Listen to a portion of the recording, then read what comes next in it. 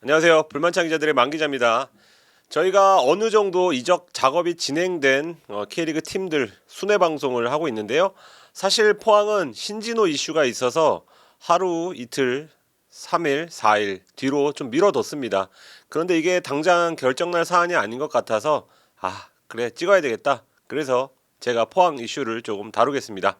포항은 지난 시즌 살짝 어려운 시즌을 보낼 거란 예상과 달리 리그 3위를 차지를 했습니다. 그래서 아시아 챔피언스 리그 티켓을 거머쥐었죠.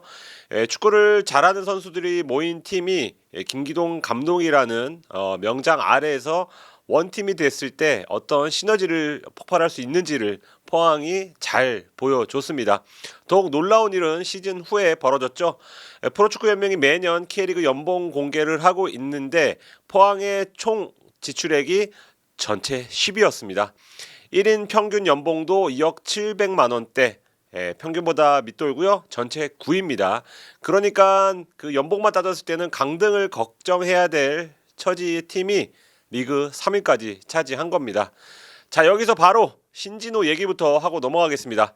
포항의 이러한 가성비 위주의 구조는 올해도 변함이 없을 것 같습니다. 포항의 유전이 터지지 않는 이상 알짜배기 선수들로 팀을 꾸려야 한다는 얘기인데요. 여기서 신진호와 충돌이 발생을 합니다. 포항은 국내 선수의 연봉 상한선이 존재하는 걸로 알고 있습니다. 빚이 점점 불어나서 팀 운영에 어려움을 겪었던 때가 있었거든요.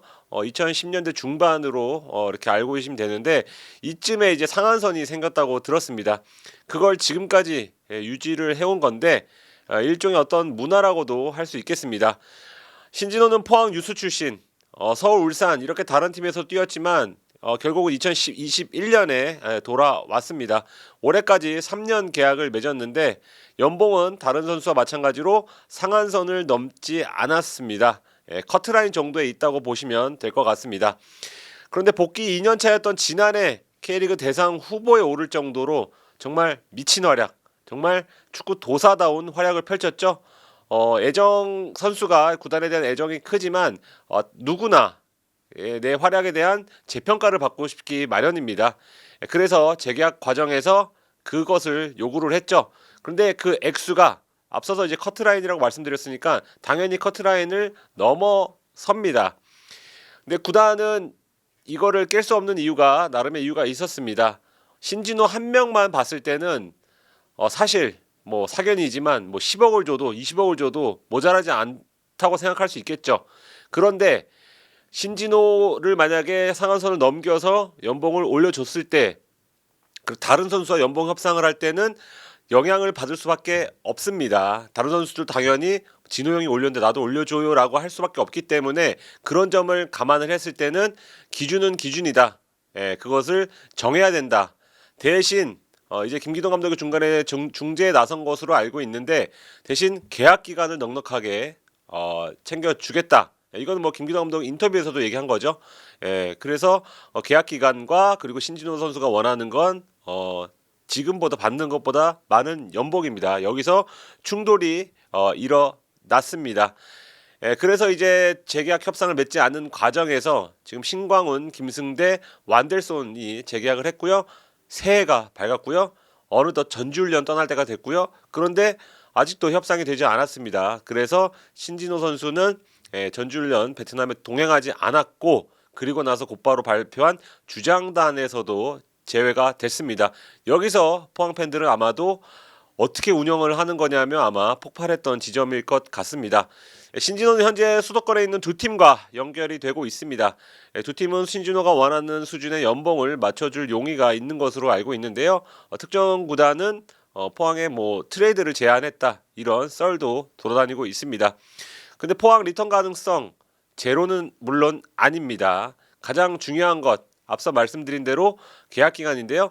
올해까지입니다. 그러니까 계약이 끝나서 FA 상태로 협상을 맺다가 이게 빠그러지고 이런 게 아니고요. 계약이 1년 남아 있다는 겁니다. 그래서 만약에 수도권 말씀드린 두 구단 뭐 말고도 다른 구단과 협상을 하다가 여의치 않을 경우엔 포항으로 돌아갈 가능성 역시 열려 있다고 할 수 있습니다. 포항은 시즌 플랜을 꾸리면서 신진호가 떠나는 가정은 1도 하지 않았을 것 같습니다. 그런데 만약에 이 이슈가 현실화가 된다면 급하게 대체자를 구해야 하는 실정입니다. 근데 이제 여기서 다시 한번 좀 예산을 들여다볼 수밖에 없는데요. 포항은 이제 시즌 끝나자마자 대구에서 뛰었던 브라질 공격수 제카를 제법 큰 돈을 들여서 영입을 했습니다. 여기에 오베르단, 김인성, 백성동도 영입을 했죠.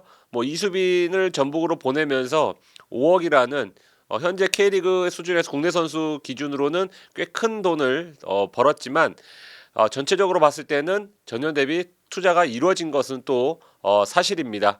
근데 그런 만큼 만약에 신진호가 떠날 경우에는 뭐 그 이상의 어떤 액수를 들여서 영입할 가능성은 높아 보이지 않고요. 아마도 기존에 꾸준히 해왔던 대로 뭐 유망주 내지는 FA 선수로 그 자리를 메우지 않을까. 그리고 이제 이승모 선수의 역할이 굉장히 중요해지겠죠.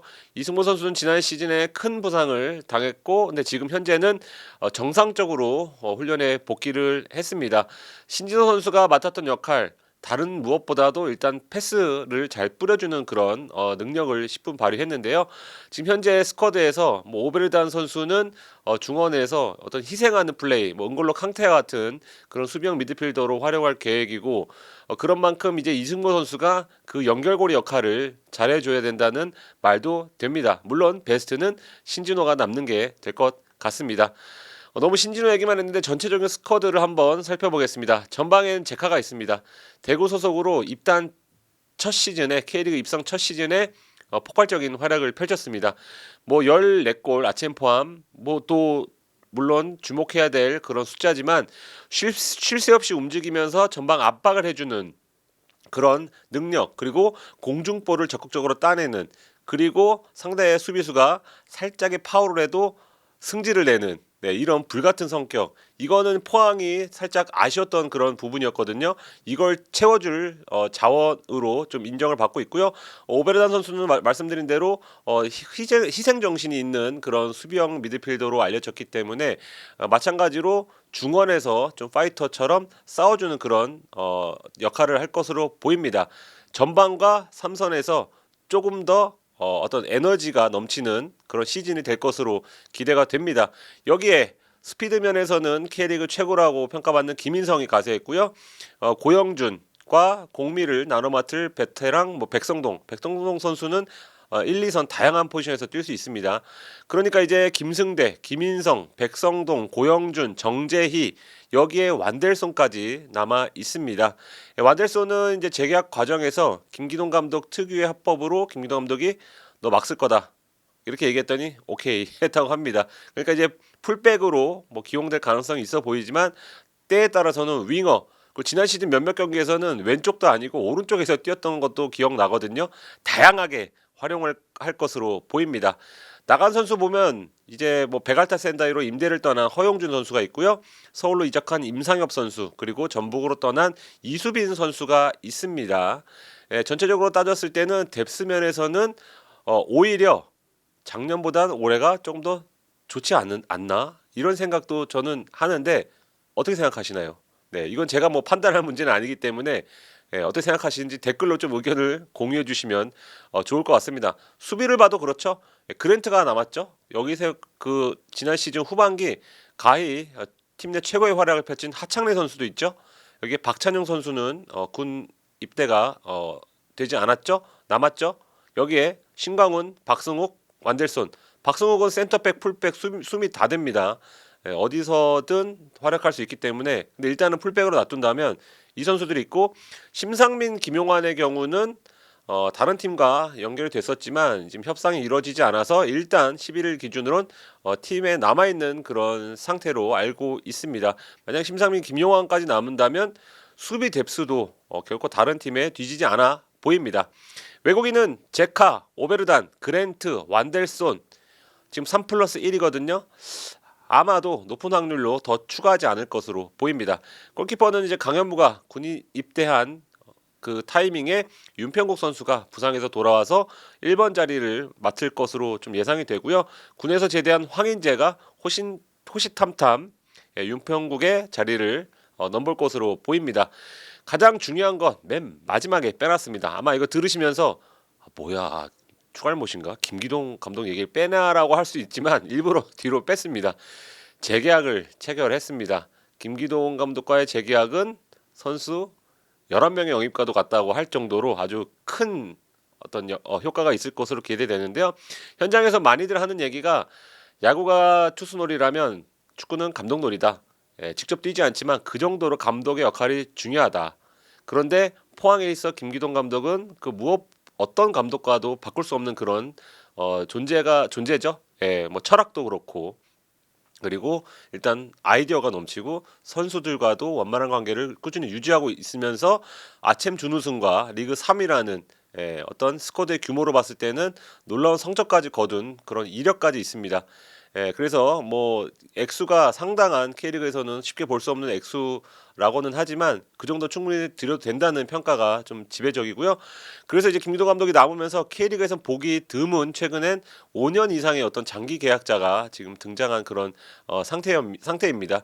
그래서 뭐 신진호 이슈도 있고 만약 포항 팬들은 당연히 뭐 지금 다른 팀들의 전력 보강을 비교를 했을 때는 만족을 못할 것으로 좀 보이는데 제 중학생 조카가 그러고 있더라고요. 그래서 예, 그런 상황이지만 일단 김기동 감독이 남았다는 것만으로도 어떤 기대를 걸 만한 요소가 아닌가 싶습니다. 제가 예전에 학창 시절에 K리그 비시즌 뭐 그리고 프리미어리그 비시즌에 가장 많이 했던 놀이가 이제 뭐 머릿속이든 뭐 메모장이든 베스트 11을 적어보는 겁니다. 예, 저희 방송을 좀 들으셨던 분들은 한번 그 작업을 한번 해보시고 포항의 2023 시즌이 기대가 되는지 아니면 망했다 싶으신지 댓글로 의견을 좀 공유를 해주셨으면 좋겠습니다.